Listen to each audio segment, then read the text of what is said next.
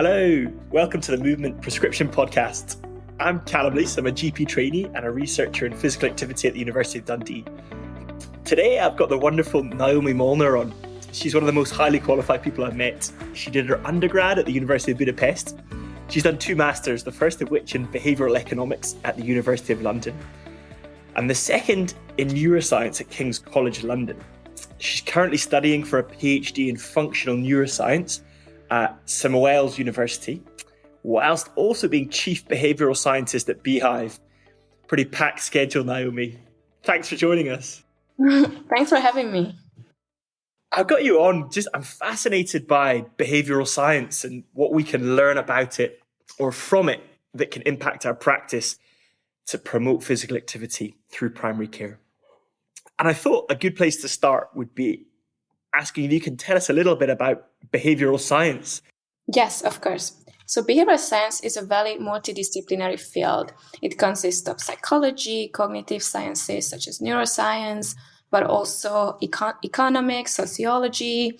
So it's a combined field because when you look at behavior, we have to look at it from multiple different perspectives. And when we analyze and try to change behavior, we'll have to look at it from the whole perspective of the scientific field. And behavioral science mostly focuses, as I mentioned, understanding behaviors, but also on changing behaviors. Because obviously, as humans, we don't always act as we want to. And as a society, we don't always follow the rules and the norms. And this is why behavioral science is so useful and essential in our everyday lives. Brilliant. Thank you. Do you have any famous examples of behavioural science at work, just to illustrate to the listeners and to me? Yes, exactly. So one of the principles of behavioral science is there are hot and cold states. When we are in a hot state, that means that we are unconscious, that we make very impulsive choices, that we don't have enough mental energy to make the right choice or be very rational. So a good example of this, for example, when we are hungry. We don't have enough cognitive resources. So, for example, if we are reviewing applicants or if we are just choosing what to eat, if we're in this hot state, we will be very impulsive. We won't make the same decision as we are in a very conscious, cold state. So if you, for example, you're looking at different applicants and you're reviewing them, make sure that you're not hungry because you might, give someone a disadvantage. Just because you were more tired. But also, if you go to the grocery store, don't go hungry because you will buy a lot more food and a lot more food that you don't actually need or that is unhealthy. Oh, I can totally relate to that. Whenever I go to a shop when I'm hungry, I always end up buying way more and stuff that I don't need. Yes. And, you want to be considerate. We want to buy the healthy options. But for that, you need to make the right choices. You need self-control. And you can only have self-control if you have enough mental resources because it's effortful. You have to think about your future self. You have to think about, okay, what's actually good for me and not think about, I love that chocolate. I want to eat it, Yeah, it's very true.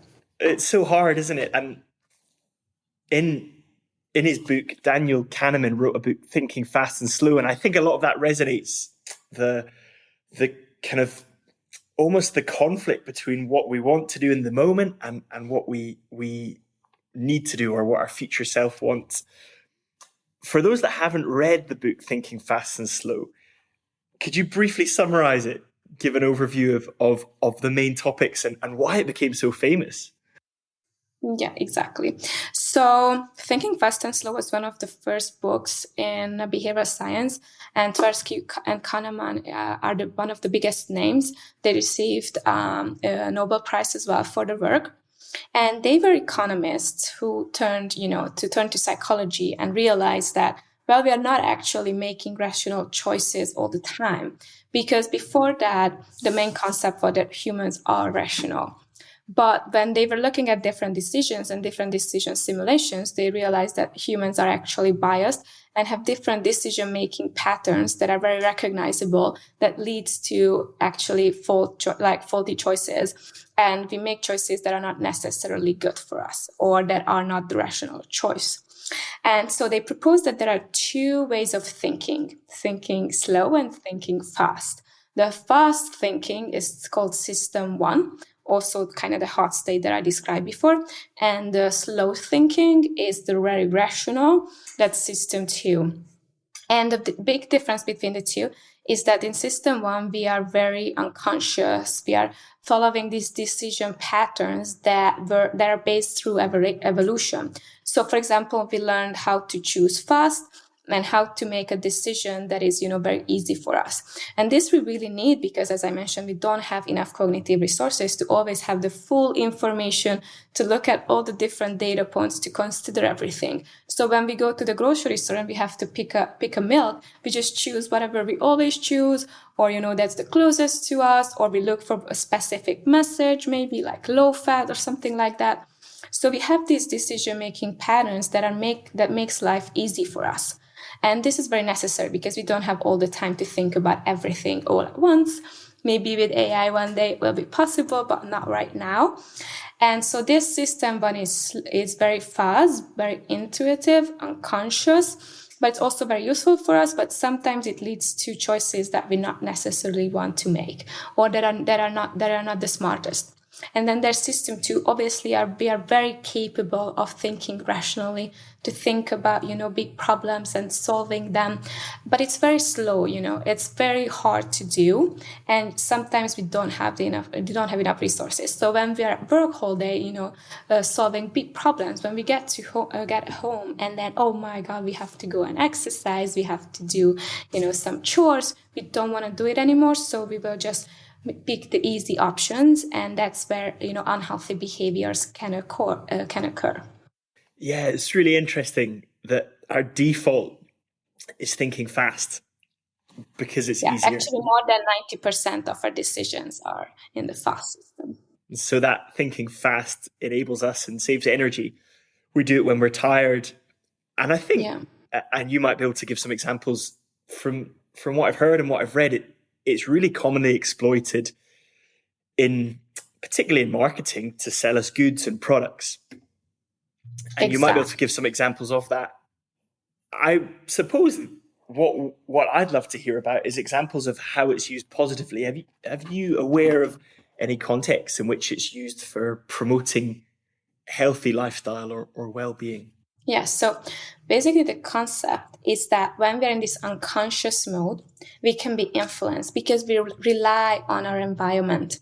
We don't rely on our consciousness. We don't rely on thinking about all the information we need. So we just rely on whatever is in front of us that helps us make a decision. So this means that people can be influenced. And this is where the concept of nudging comes in, which is another very famous behavioral science book. It's called Nudge by Richard Taylor. And basically, they are describing all these behavior change tools that can be utilized to change people's behavior when they are in system 1.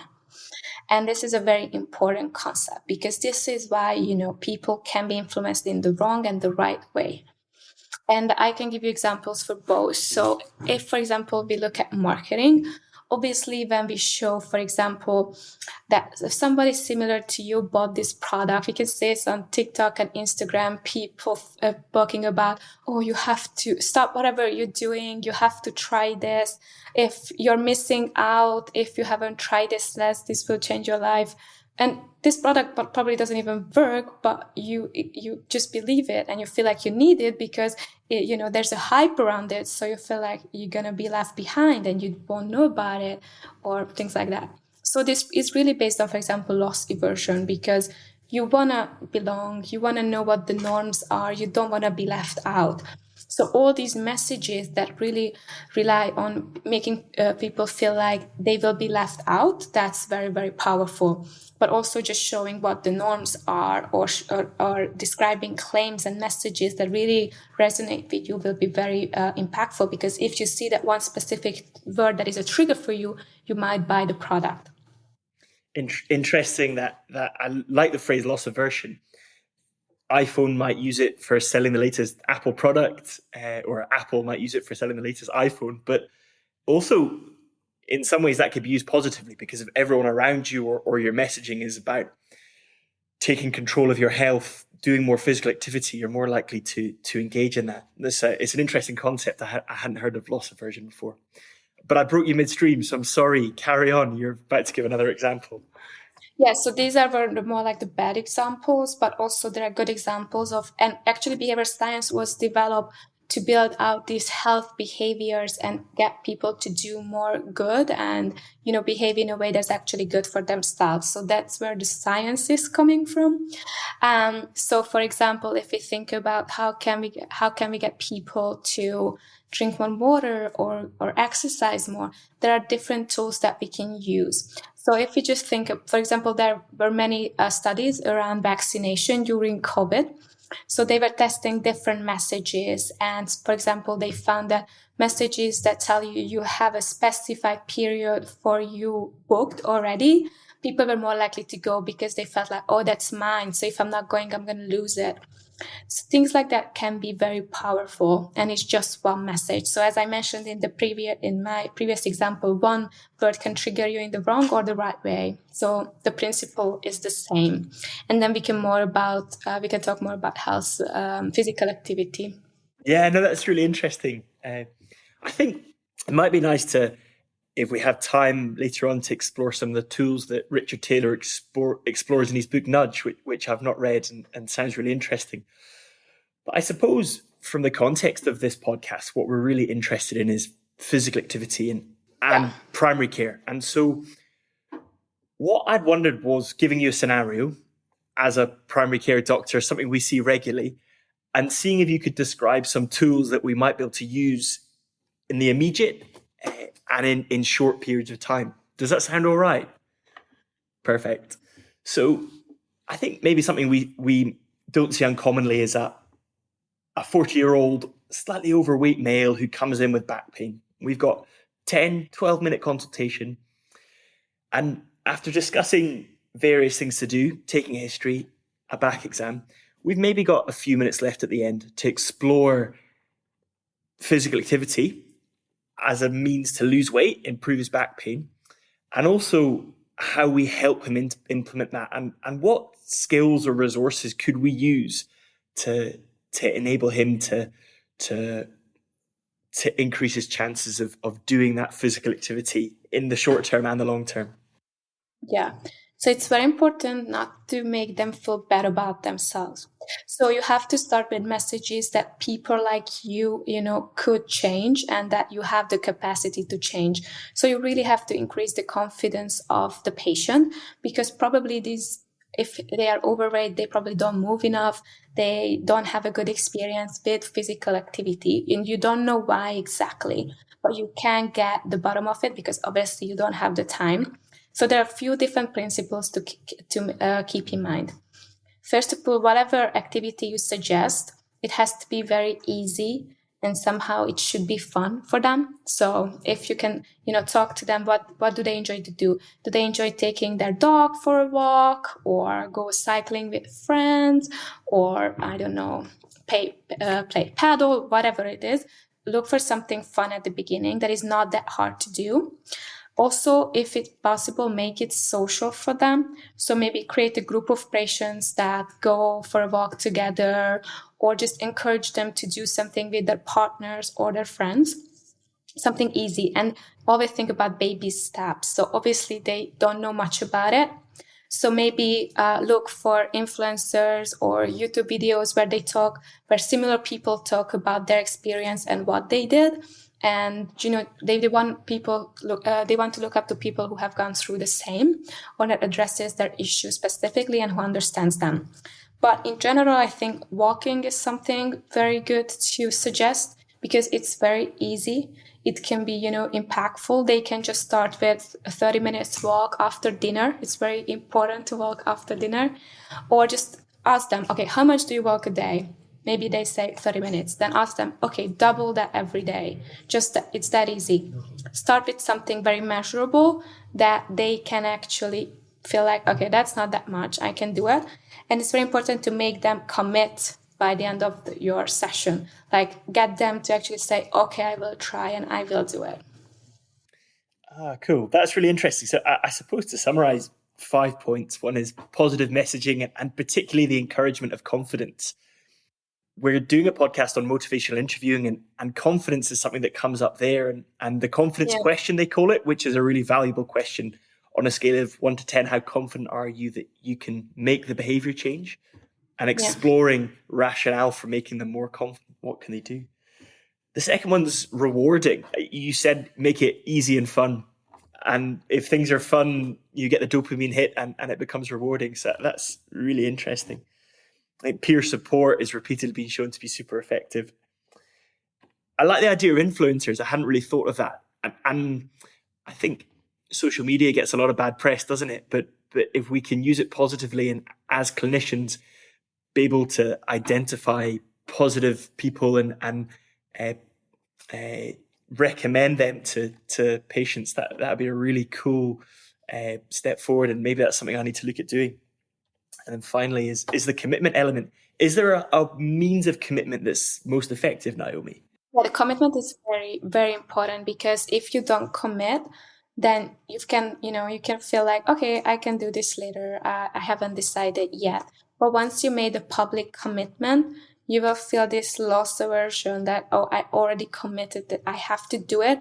I don't want to tell my doctor, no, I didn't do it, because I already committed. Interesting. I suppose what I was getting at, is there any evidence that shows saying it is more effective than writing it down, or even posting it on social media? Yeah, saying it publicly is very important. And the more public it is, the better. Bro, okay, interesting. That's really cool. Thank you. So a few more questions. I suppose ultimately health promotion is about trying to help patients create good habits and stop bad ones. One of the big things in behavioral science is habit formation. How do we create good habits? Do you have any helpful pointers or any pitfalls that people commonly fall into? Yes, creating new habits is, first of all, difficult. It takes 3 to 6 months to establish a new habit. So that have to be taken into consideration. And for example, when we look at behavior change, we always look at the overall environment of that group of people or individual. So you have to look at both the digital and the physical environment when you're trying to change habits. And you have to understand the barriers and the drivers of behavior, of that specific behavior. And once you know, okay, these are the behaviors, these are the enablers, then you can design interventions. But this is a bit tricky, because obviously we do a lot of research, then we have some time for strategy. So this is more like if you're trying to solve complex social issues. But let's say you want solve something easier. Let's say you want to drink more water. Let's take this example, and I will walk you through how you could change your own behavior. So you have to have a goal, right? I want to drink 2 liters of water at least every day. So the goal has to be measurable. It has to be a specific behavior, because if it's not specific enough, you don't know what you actually want to reach. So that's something. But you also have to think about how you achieve that. So you have to think about the overall system. So when we are establishing new habits, we have to think about how we can make our environment so that it's easy for me to keep that habit. So if it's about drinking more water or just generally liquids, for example, you can say, okay, I will start the day with a cup of water with some lemon in it, or with a cup of tea, whatever suits you. And then, for example, you will get a water bottle that is 2 liters. And so you can measure, it's very easy for you to measure how much you're actually drinking. And you take that water bottle with you wherever you go. So you put it in your car, you take it to work, wherever. And then it's always next to you. So it's very easy. You always are reminded that I have to drink now. But, or for example, you can put a glass of water next to the coffee machine. So whenever you drink a coffee, you're reminded, okay, I have to drink water as well. So actually what I'm describing here is that you have to find these different cues that remind you of drinking water. So you make it easy. You make it easy to remember to drink water, and it's also very accessible. And then you have to reward yourself as well in the process. So, my water bottle is empty. I did good. Reward yourself with something until the habit is formed. And then you don't actually have to reward yourself because, it's done. You already know what to do. So this is actually a habit loop. There's the behavior, there's a cue, and there's a reward. And that's how you build habits. Really interesting. And the water bottle acts as a visible cue in that people see it and it prompts them to drink. And it works much better than having, for example, a notification on your phone. Because just having a notification, that doesn't make it easy. It just reminds you, but you probably won't get up because you're busy with something else. But if that water bottle is right next to you, it makes it easy. And that's why sometimes people forget that it's not enough to have all these different apps and all these different notifications. Because first of all, you will block it out after a while. Second of all, it actually is not regarded as an actual cue. It's just a reminder. Interesting. And the habit has got to be as easy as possible, therefore, to make you do it. An example I've quite enjoyed from a book by BJ Fogg was this idea of habit stacking or habit pairing. And an example he gives is when you're doing everyone does their teeth in the morning. And so that's a trigger that you can use to add another habit onto. So the moment that you finish brushing your teeth and you put your toothbrush down, you do the habit that you want to form. Exactly, because that's a cue as well. One of the things that I've started recommending to patients, particularly elderly patients, is when you're brushing your teeth every day, twice a day, stand on one leg as a way of helping them improve their balance. It's something they do anyway. The toothbrush acts as a cue. And I think it's a really cool thing. And actually, as you explore the different habits that people go through, our days are filled with habits. I have a coffee when I arrive at work. I get in and out of my car on the drive and the commute. Sometimes I cycle. So I think there's loads of different habits that we do that we can use as cues to prompt new behavior. Exactly. So the flip side of that, forming new habits, is breaking bad habits. To my mind, that is much harder to do. Do you have any advice or tips on how we as individuals, but also as clinicians, help others to break bad habits? Yes. So breaking bad habits is a bit different because you already have a habit. You already have a cue that triggers that behavior. So what you want is actually somehow eliminate or avoid the trigger you have. So, for example, if you want to drink less, going to parties and restaurants all the time will not help you because you will be surrounded with people who are drinking around you. And your brain knows that whenever I go to these places, I drink. So that's a very big, very powerful trigger, and that will make it very hard to resist. So you have to understand what is your trigger for that behavior, and you have to be very conscious to avoid those for a period of time. After a while, it gets easy, but for the first 3 to 6 months, it will make your life harder. So first of all, identify the triggers and try to consciously avoid those. So, for example, know your weaknesses, right? And then once you actually committed that you want to change that behavior, here the commitment element is very important. Again, I know that I don't want to drink, anymore. I committed. I said it publicly. I'm saying it to my friends. So whenever I do want to drink, I would feel ashamed of myself because I already told them that I quit. So that's something also very important. And then another really crucial aspect is having alternatives.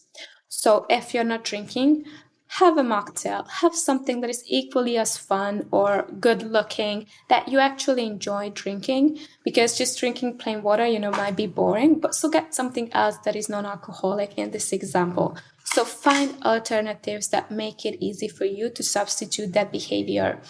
And also, as we already mentioned, find supporters that help you stick to this habit, that actually help you find who reward you or find your own reward.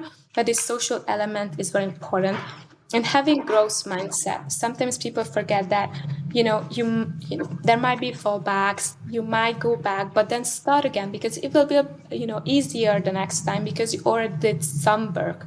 So obviously it's better to break habits once and for all, but it probably won't work out, and you should know and make sure that that you're not too hard on yourself, and that you restart and start again and just try again. I think that's a really interesting point, is helping patients and as individuals explore what they will do if they have a relapse. If you do break the habit or do the wrong thing, how do you pick yourself up, dust yourself off, and get back going again? I love the idea of alternatives.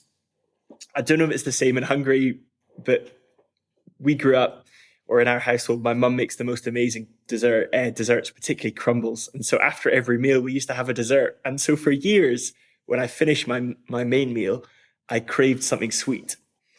Yeah. And that's a habit that I've tried to get out of. And one way I've done that is by using herbal teas, licorice teas, to try and break the habit as an alternative. Sometimes it works, sometimes it doesn't. But it's well, you're so used to it, your brain will crave it. And it's just the same with drinks. Whenever I tried not to drink now. And whenever I go to a restaurant, I still crave it, but I don't really want to drink, right? So that craving element is so hard to resist. And that's why you should if it's too hard, avoid those environments. Obviously, you have to eat, so that's a tricky one, but that's a good example and a good idea. Because you will get used to it, and then actually won't feel good to eat the dessert anymore, because you feel too full or too sugary, and then the behavior change will already happen. One question I wanted to ask, Naomi, is a few of the books I've read. So James Clear's great book called Atomic Habits and BJ Fogg's book called Tiny Habits both talk about the role that identity has in habit formation. What we view ourselves as has a really important role in what we do. I'd love to explore that if we can, and particularly look at how do we help people explore the person that they want to be, their future self, and therefore help them change their habits or their behaviors. Yes, that's a really, really good question, a good point, because our identities will serve as a starting point for our behaviors. Because if we believe that, okay, I'm very health conscious, then if I drink, I will feel weird because, well, I'm health conscious. So how can I drink this much alcohol? And then there will be this cognitive dissonance of, well, something is wrong. I shouldn't do that. But if my identity is that, okay, I have a sweet tooth, I have to eat desserts, I have to eat that chocolate, then you predispose yourself to this idea that you have to do this. This is your core. You can't change. That's what you're telling yourself, because our identities are very, very strong, and it's actually hard to change. But once you flip them in your head, that actually kickstarts behavioral habit change, because it can be very powerful both ways. So can you give me an example of how do you identify in a social setting? Yeah, 100%. I suppose, I don't know if I choose this identity, but I'm certainly given it as the person that is a bit of an exercise freak and loves to go and exercise and do things. So I think you're right. As a consequence, it means that I probably do more things because people expect me to. Yeah. I think from something I've noticed or tried to do with patients is get them to, if they want to make a change, get them to try and express what that might look like in the future. So an easy one for older people is, what kind of grandparent do you want to be? Or how do you see yourself as a grandparent? Because people inevitably see themselves playing with their grandchildren, whatever capacity that might be, or walking with their grandchildren, sorry. And so trying to get them to envisage a future where they're active and healthy and playing with their grandchildren is a really cool way of trying to prompt behavior change. Yes, but you also have to ask them, okay, but do you think you're capable? Do you think what is really bothering them about the physical activity? Because you might realize that they think yeah, but I can't walk as much anymore. I'm too disabled, or my back hurts too much. It won't, it will be worse. So there will be many misconceptions about themselves, their capabilities, that you can also address and give them positive examples of people in similar conditions changing and becoming better. So first of all, you have to give them example. You have to try to give them encouragement, and so they shift their mindset from this very stubborn mindset of I can do it to the I can, or I should be trying at least. So you have to find these negative self identities or self perceptions, and you can help them, change those, or by doing, they will change those identities or perceptions themselves as well, but you can help them, give them this first little step that they need. Yeah, that's really interesting. Realism is really important, isn't it? Making sure that And people yeah. can actually envisage it. And I think you're about to say be specific as well. Yeah, be specific and also address misconceptions. So you have to raise awareness, because there's so many misconceptions, especially as we age. We are more afraid of new things. We have all these theories that are not true. So as a doctor, you can address those, and once you address them, they might be able to change, or at least change their mindset. I suppose one of the things that I suppose listeners might be questioning is how do they do this in short periods of time? And I suppose the answer is it's really hard. In response, what do you advise that if we have 1 or 2 minutes at the end of a consultation to try and prompt behavior change and utilize some of the skills that you're an expert in, what can we do? What are the tools which are most effective in the short term? And also, following on from that, are there any other tools that we can use to help us? For example, technology. Is it a friend or foe? Yeah. I mean, one of the most influential way of changing behavior is communicating social norms. So if you have a typical patient in, for example, between the age of 50 to 60, they're a bit overweight. You can tell them that similar men in your age group walk 1 hour a day. You only do 30 minutes a day. You should change that. So by communicating the norms in their specific group can be super effective, because they will feel like they want to belong.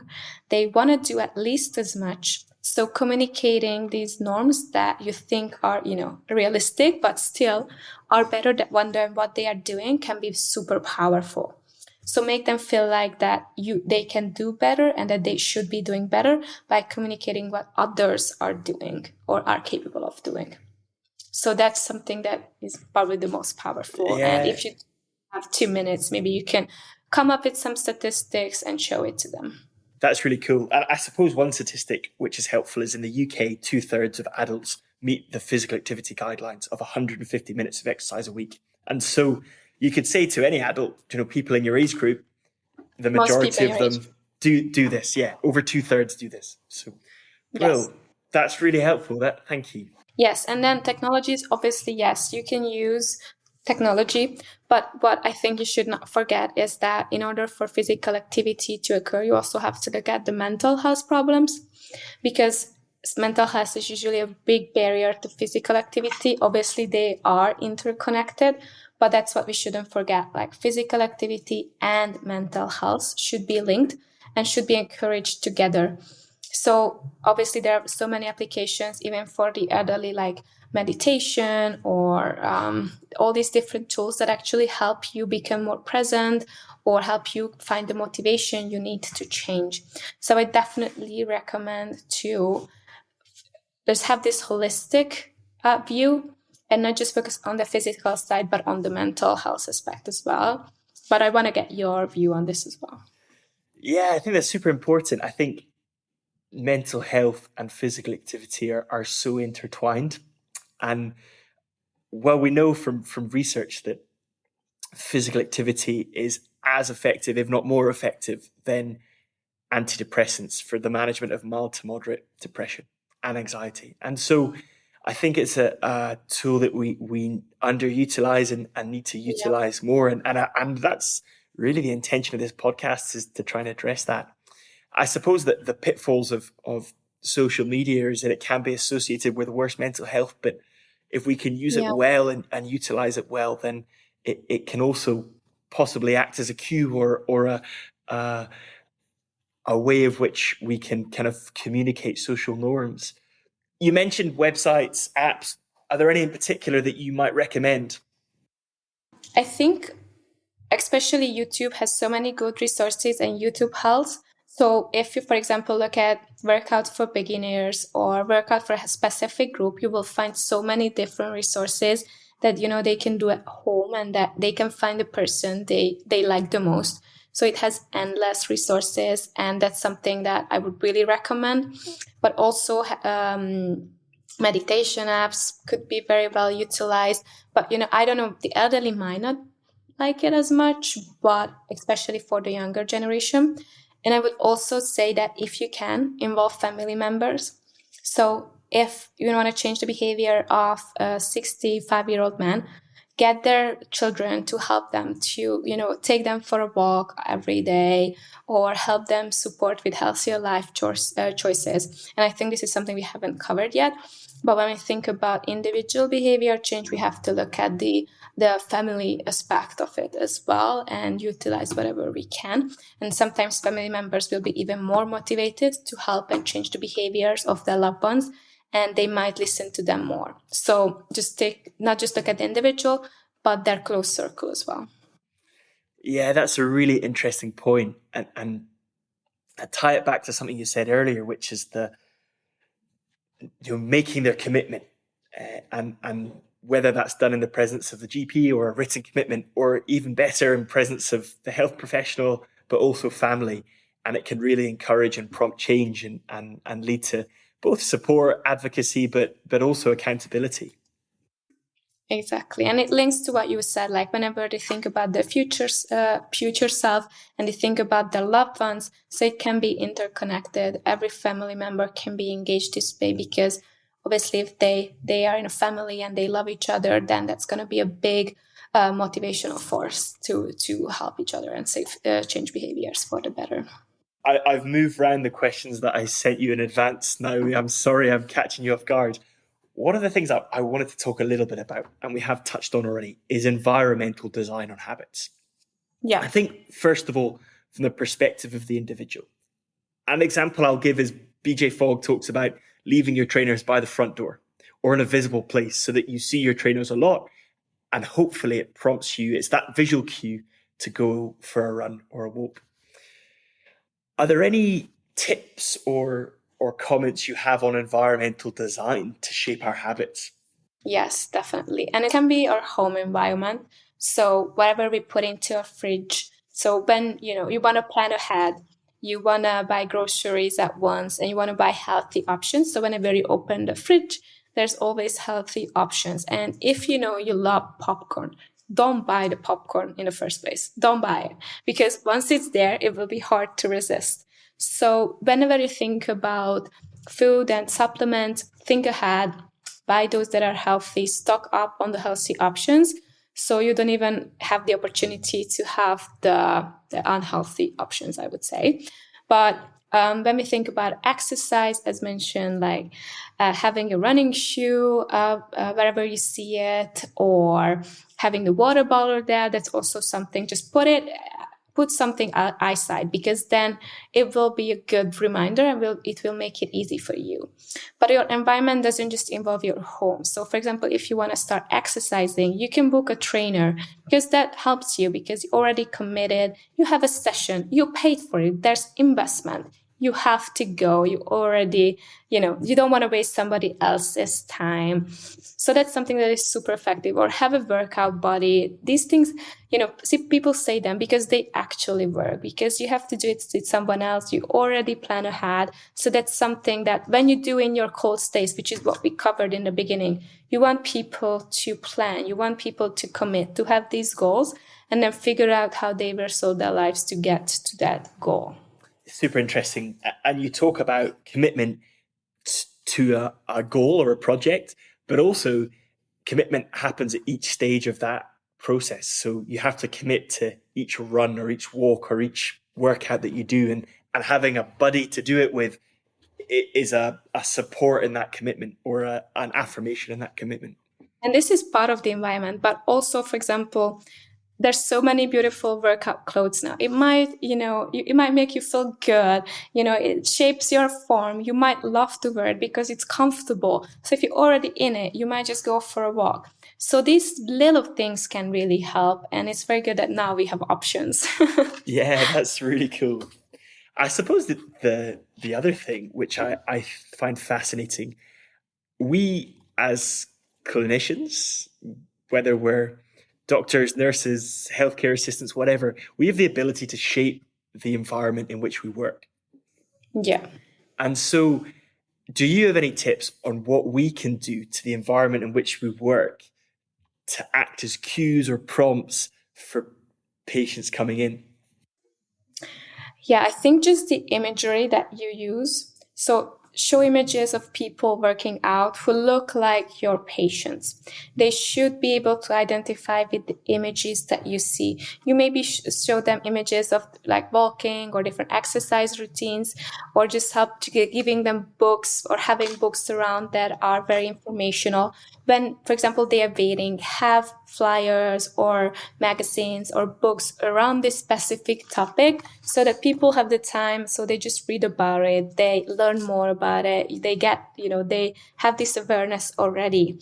So have this environment that everything says I should be outdoor, I should be working out more, I should do more workouts. So I would say just images, information materials, books, and also just how you present yourself or what information you share about, how you work out, why do you enjoy it? So just be their personal example, or just somebody who does it as well. That's really cool. And I think you mentioned it just at the start of that was about making it relatable, people that look like them or locals they can relate to. And maybe that's a big issue with social media, isn't it? That so much of what we see feels so unrelatable, particularly with regard to physical activity. Often people have got rip-roaring abs or And what's also very important is testimonials. So, for example, patients who already lost weight, you should have messages from them, or they could be sharing their stories, have a little book about success stories.